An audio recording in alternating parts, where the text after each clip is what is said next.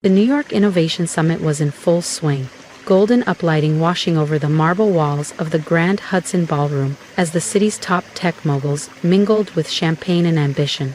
I stood by the edge of the terrace doors, half listening to the buzz of conversation while watching my brother, Nathan Carter, hold center stage. "This acquisition will set a new standard," he declared confidently, raising his glass.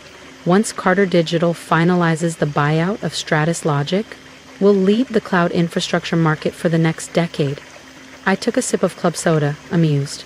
Nathan's team had barely touched the due diligence, and in less than 12 hours the entire deal would collapse, courtesy of a critical clause he never knew existed.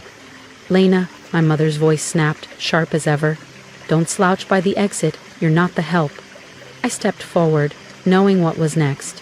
These events followed a reliable formula: praise for Nathan, polite smiles for everyone else, and veiled jabs aimed squarely at me. "Nathan was just walking us through the Stratus acquisition," Mom said, beaming with pride. 35 years old and already CTO. We always knew he'd make something of himself. "Unlike some," my father added dryly, eyes flicking toward me. At 62, Martin Carter still dressed like the face of the company, though the tightness around his jaw betrayed the pressure. Carter Digital's stock had slipped 12% in the last quarter. Not that he'd admit it. "Lena's still running that, what is it, freelance consulting?" Nathan chimed in, smirking. "Vertex Solutions," I replied calmly. "We specialize in corporate network security and digital infrastructure." "Oh, right," he scoffed. "Still tinkering with code in that co-working space?" If he only knew the co-working space was actually 5 private floors in Manhattan Tower under my LLC, or that 3 of his lead developers had quietly joined me in the past year. But I stayed silent, just like I had for the past 3 years.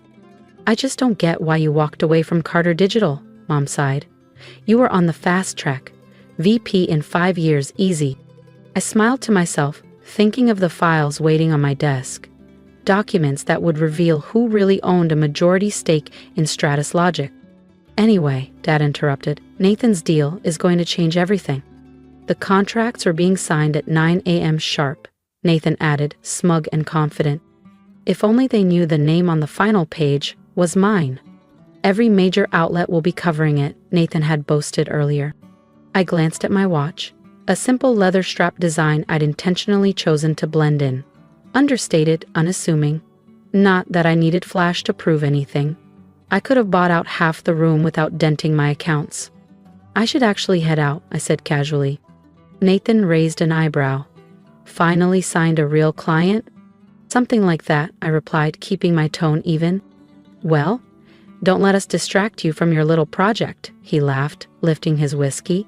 "Some of us have billion-dollar deals to close tomorrow." As I turned to leave, I caught my mother's theatrical whisper. "She just runs some startup. Honestly, it's embarrassing." I made my way toward the exit, offering polite nods to executives who had no clue the woman they were brushing past was the elusive CEO their companies had been chasing for months. Lena Collins, the name I operated under in the tech world. Outside, my driver opened the door of a modest black sedan. Not the Range Rover I usually used, too flashy.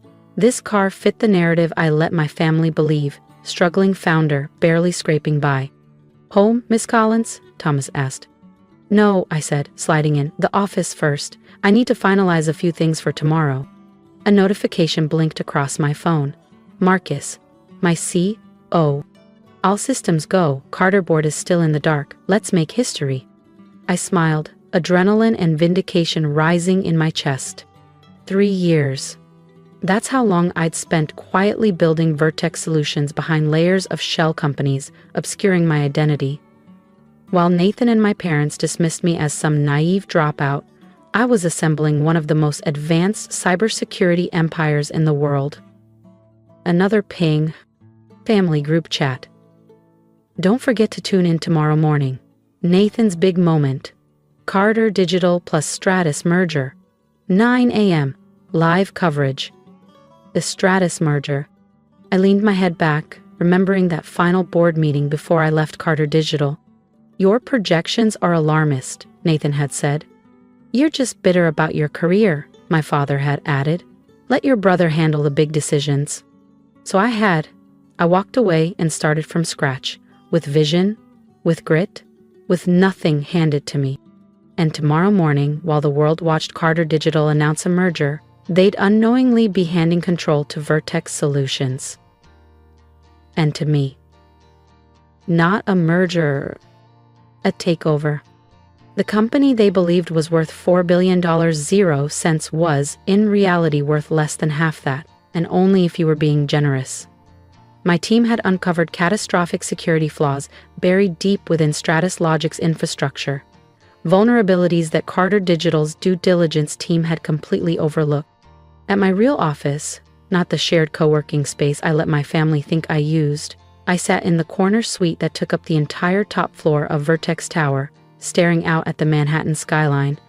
This wasn't some garage operation. This was an empire, built from scratch, built in silence. Ms. Collins, Sarah, my assistant, appeared at the door, a sleek folder in hand. The final reports are ready for tomorrow's reveal.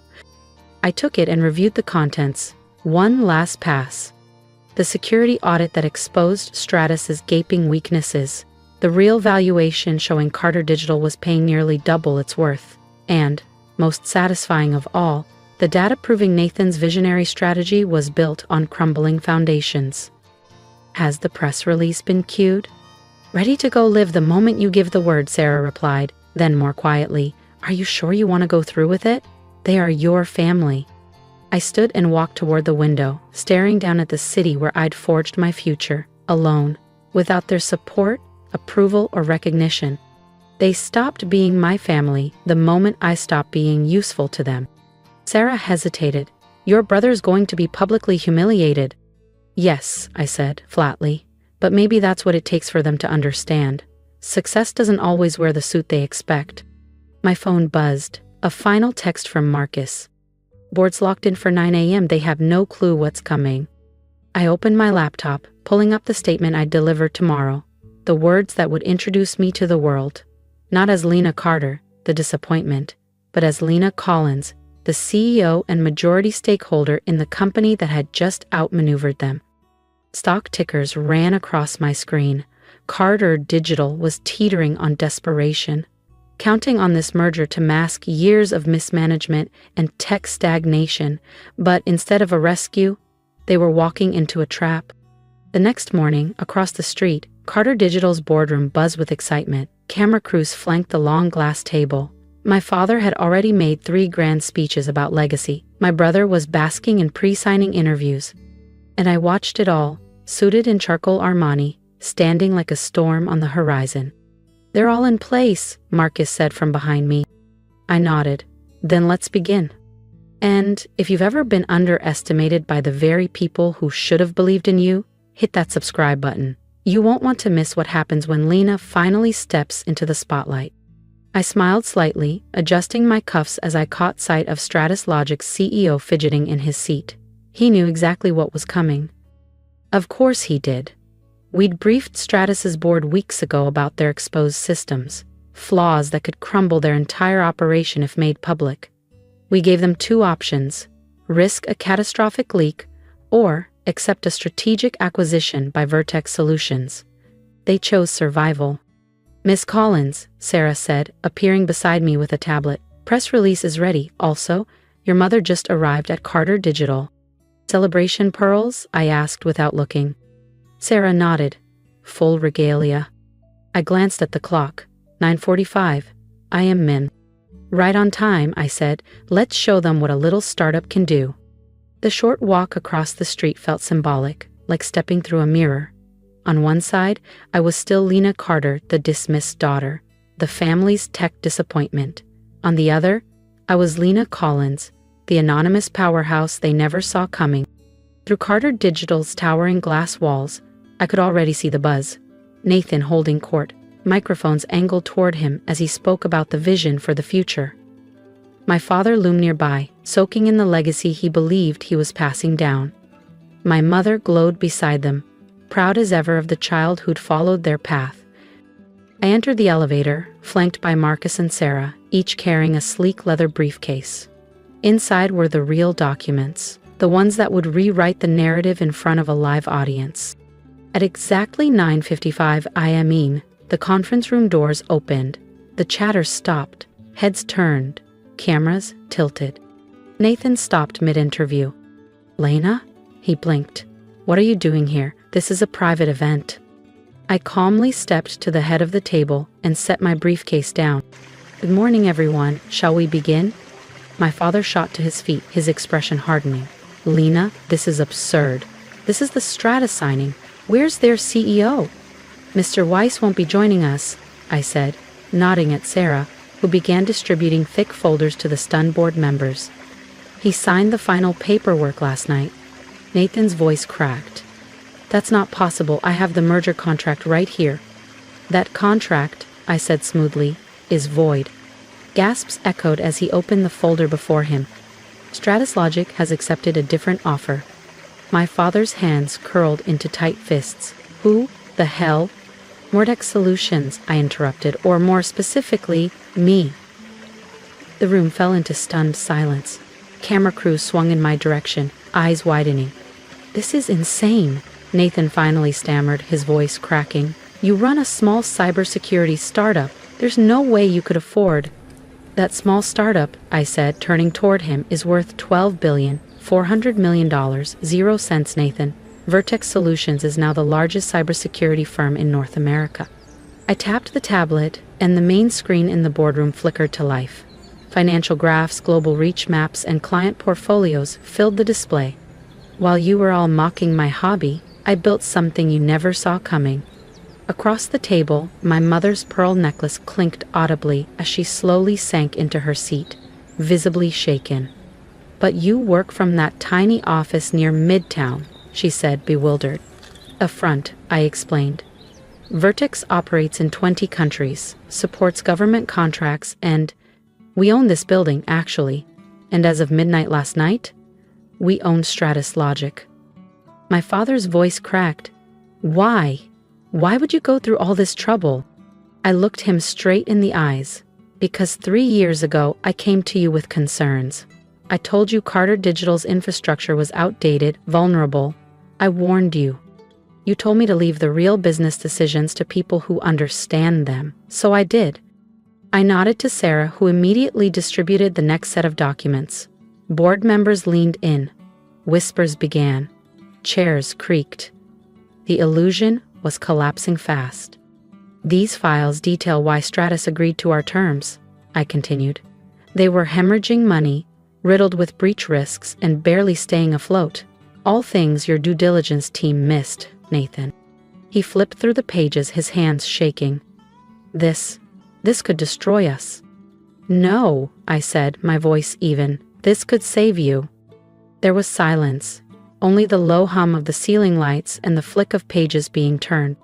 "Vertex isn't just taking over Stratus. We're offering a full acquisition of Carter Digital at a fair price, before the market realizes how exposed you truly are." The board members sat up straighter, alert now, interested. They had seen the numbers. They just hadn't dared speak against the Carter name. Until now. "You can't do this," my father whispered. "We're family." I let out a soft laugh. "Were we family when you mocked every idea I brought to the table? When you laughed at my career? When I was only good enough to pour drinks and stay quiet?" I stood, the weight of years lifting from my shoulders. "Carter Digital has 12 hours to decide. After that, we go public." Sophia turned to my mother, desperate. "Mom? Do something." But there was nothing to be done. I looked around the room that once defined my failure, now echoing with my silence. "Last night at the gala, you called my work embarrassing," I said, letting the words hang in the air. "You spend years belittling me, mistaking my quiet for weakness." I walked to the door, paused, and turned back one final time. "I want you to remember this moment," I said, voice calm but resolute. "Remember that the daughter you dismissed as a failure now holds the fate of your company in her hands." No one spoke. The next hour blurred into a flurry of signatures, paperwork, and stunned silence. Executives mumbled legal verifications while board members glanced between one another, avoiding eye contact. Nathan was escorted out of the boardroom, his polished facade finally cracking as the weight of his downfall sank in. His hands trembled as he cleared out his office. My father? He couldn't look me in the eye as he handed over his Carter Digital Access badge, once a symbol of legacy, now a relic of a dynasty that refused to evolve. On the conference table, my mother's iconic celebration pearls lay abandoned, forgotten in the chaos. That evening, I stood alone in my real office, Vertex Tower, floor 62, watching the city lights flicker as the sun melted behind the skyline. Marcus appeared beside me, holding a glass of Dom Perignon, the same vintage my family had toasted with the night before, while mocking the very career that had just acquired them. Was it worth it? He asked softly. I thought of the years of side comments, the pitying smiles, the job offers to come back and learn from the best. I thought about my team, my clients, the security innovations that had redefined digital protection across 20 nations. It was never about revenge, I said quietly. It was about building something real. Showing the world, and maybe even myself, that success doesn't have to come from legacy or approval. The year that followed brought changes no one in my family could have foreseen. Carter Digital, under Vertex leadership, was reborn into a forward-thinking tech firm. Nathan eventually landed a mid-tier role at a consulting firm, one that didn't carry his name. My parents? They quietly stopped throwing their legendary galas. No more slideshows, no more name-dropping. As for me, I kept going, not to prove them wrong anymore, but because I'd found something they never understood. True success isn't loud. It's not about legacy. It's about creating something that outlives you. And now, when people ask how I did it, I tell them the truth. Sometimes, the most powerful revenge is becoming so successful that by the time they notice, it's already far too late to matter. For years, I was the one they laughed at, the one they brushed aside, the one they assumed would never be more than a footnote in someone else's success story. But I've learned that silence isn't weakness. Sometimes it's where the strongest people do their best work. If you've ever been overlooked, underestimated, or told that your dream is too small, I want you to drop a comment below. Tell me your story. I want to hear it, because I've been there. And if this story resonated with you, hit that subscribe button, not for the drama, but to remind yourself that you don't need anyone's permission to rise. You don't have to follow their path to be worthy. You just have to believe that your path, quiet, bold, or unconventional, is enough. Let this be your reminder. You are not a failure just because they can't see your vision. Keep building, keep growing, and one day, when they finally look up, let them realize the empire they once ignored was yours all along.